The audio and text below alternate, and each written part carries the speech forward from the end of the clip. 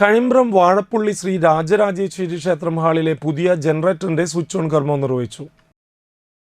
വാഴപ്പുള്ളി ക്ഷേത്രം ഹാളിൽ 25 വർഷങ്ങൾക്ക് മുൻപ് സ്ഥാപിച്ച ജനറേറ്റർ മാറ്റി ഹാളിലേക്കും ക്ഷേത്രത്തിലേക്കും ഓഫീസ് മന്ദിരത്തിലേക്കുമുള്ള ഓട്ടോമാറ്റിക് 35 kV ജനറേറ്റർ സ്ഥാപിച്ചു.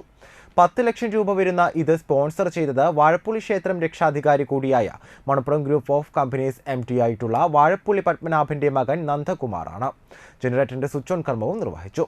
ക്ഷേത്രം ഭാരവാഹികളായ V Unnikrishnan, V R Radhakrishnan, VK Haridas, VC Shaji, VK Sasidharan, Baiju VB എന്നിവർ പരിപാടികൾക്ക് നേതൃത്വം നൽകി.